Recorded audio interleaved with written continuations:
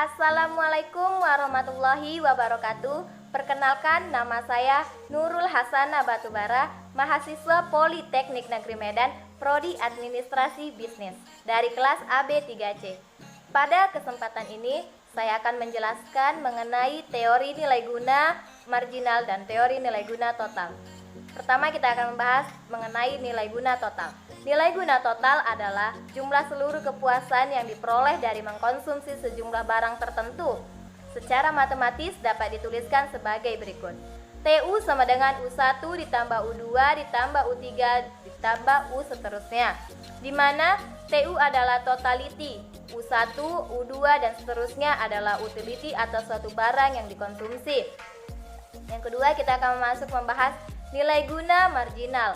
Nilai guna marginal merupakan pertambahan atau pengurangan kepuasan sebagai akibat bertambahnya penggunaan satu unit barang tertentu. Konsumen akan mencapai kepuasan atau sering disebut mencapai keseimbangan konsumen seandainya tambahan kepuasan atas suatu barang atau marginal utility sama dengan harga barang yang dibayarkan atau price of commodity. Secara matematis dapat dituliskan sebagai berikut. MU sama dengan P. Hipotesis utama teori nilai guna atau lebih dikenal sebagai hukum nilai guna marginal yang semakin menurun menyatakan bahwa tambahan nilai guna yang akan diperoleh dari seseorang dari mengkonsumsi suatu barang akan menjadi semakin sedikit apabila orang tersebut terus-menerus menambah konsumsinya ke atas barang tersebut. Pada akhirnya, tambahan nilai guna akan menjadi negatif, yaitu apabila konsumsi atas suatu barang terus ditambah satu unit lagi, maka nilai guna akan bertambah menjadi semakin sedikit. Nah, saya akan menjelaskan mengenai tabel konsumsi mineral, di mana di pagi hari saya sedang berjalan santai, kemudian saya merasa haus, lalu saya ingin minum air mineral. Nah, di mana saya akan minum air mineral yang pertama. Nilai guna totalnya itu 5 dan nilai guna marginalnya tetap 5. Dan saya merasa tetap haus. Jadi saya menambah 2 air mineral di mana nilai guna totalnya 30 dan nilai guna marginalnya 25. Ini didapatkan dari konsumsi yang kedua dikurang konsumsi yang pertama. Jadi 30 dikurang 5, hasilnya 25. Nah, saya semakin haus dan saya menambah 3 air mineral yang dimana nilai guna totalnya itu 35 dan nilai guna marginalnya 5 seperti yang saya jelaskan sebelumnya. Saya semakin saya ingin menambah air mineral lagi menjadi 4 air mineral di mana nilai guna totalnya 35, nilai guna marginalnya 0 karena saya sudah sedikit bosan. Dan yang kelima saya menambah, tetapi saya merasa bosan karena saya sudah hilang rasa hausnya dan nilai guna totalnya 20 dan nilai guna marginalnya menjadi min 15, seperti itu seterusnya. Nah, dalam contoh tersebut diketahui bahwa hipotesis tambahan nilai guna akan menjadi semakin menurun apabila konsumsi terus menerus ditambah.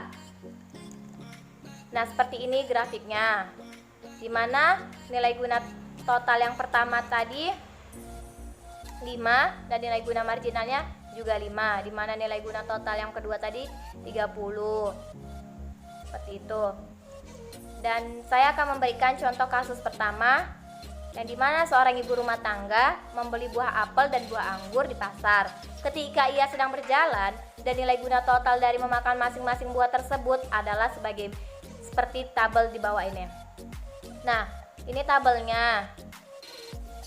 Soal yang pertama itu tentukan nilai guna marginal dari memakan apel dan memakan anggur. Yang kedua itu misalkan harga apel dan anggur masing-masing adalah 5.000. Berapakah jumlah uang yang harus dibayarkan untuk memaksimumkan kepuasannya? Yang ketiga itu lukislah grafik nilai guna total dan marginal untuk buah apel dan anggur. Nah, ini kita mencari nilai guna marginalnya, di mana nilai guna total apel pertama itu 50 dan nilai guna marginalnya 50. Nah, pada saat mengkonsumsi apel yang kedua, semakin bertambah nilai guna totalnya menjadi 65. dan nilai guna marginalnya 15. Ini 15 ini didapatkan dari yang seperti sebelumnya sudah saya jelaskan. Apel yang dikonsumsi kedua dikurang dengan apel yang dikonsumsi pertama, 65 dikurang 50 menjadi 15. Yang ketiga, dia semakin menambah kepuasannya, jadi memakan 3 apel di mana nilai guna totalnya itu 100 dan nilai guna marginalnya 35. Seperti itu juga seterusnya. Anggur juga seperti itu, pada saat mengkonsumsi anggur pertama nilai guna totalnya 100 dan nilai guna marginalnya juga 100. Pada saat mengkonsumsi anggur kedua, nilai guna totalnya menjadi 160 karena semakin meningkat nilai kepuasannya dan nilai marginalnya 60. Seperti itu juga seterusnya. Nah,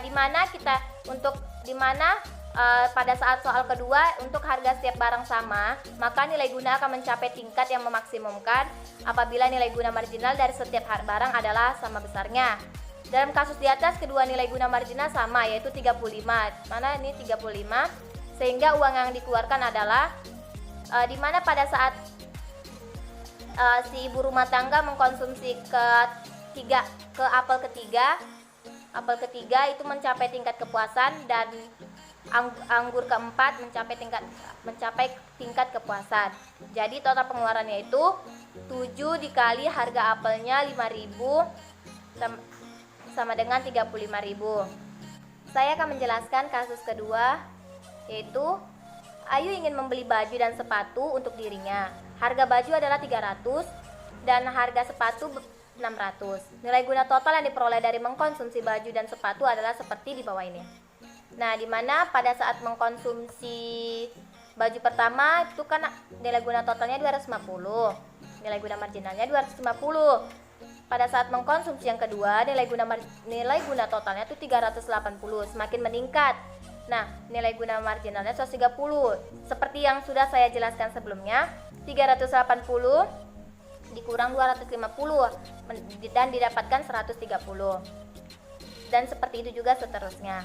Nah, sepatu juga seperti itu. Pada saat pembelian sepatu pertama, nilai guna totalnya 300 dan nilai guna marginalnya itu 300.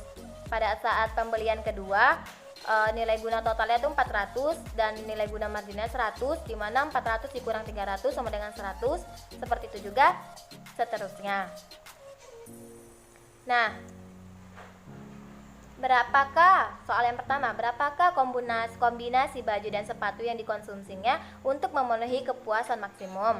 Yang kedua, berapakah jumlah uang yang dibutuhkan untuk memuaskan kebutuhan tersebut? Nah, cara mencari berapa kombinasi baju dan sepatu yang dikonsumsinya untuk memenuhi tingkat kepuasan maksimumnya, cara mencarinya itu MU per P, di mana nilai marginalnya dibagi price atau harga barang tersebut.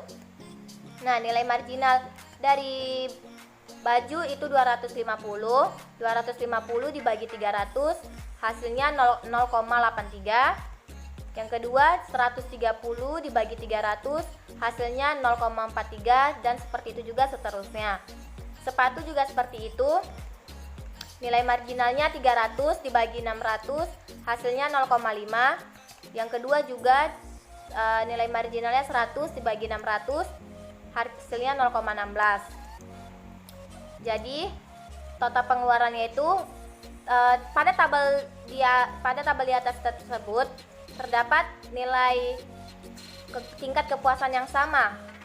Nah, di mana pada saat pembelian baju kelima dan pembelian sepatu kedua, jadi total pengeluarannya adalah 5 dikali 300 ditambah 2 kali 600, hasilnya itu 2.700. Nah, soal yang ketiga itu misalkan pendapatan konsumen itu adalah 8.000 dan harga sepatu meningkat menjadi 680. Gabungan baju dan sepatu yang bagaimanakah yang perlu dibelinya untuk memaksimumkan kepuasannya? Berapakah sisa pendapatannya yang dapat ditabung? Nah, pada saat pembelian baju pertama itu tetap. Di sini yang meningkat itu hanya pembelian sepatu menjadi 680, yang tadinya 600 meningkat menjadi 680. Jadi kita mencarinya seperti yang tadi juga, nilai marginal dibagi price atau harga. Nilai marginalnya itu Nah, nilai marginal sepatu yang pertama 300 dibagi 680. Hasilnya 0,44.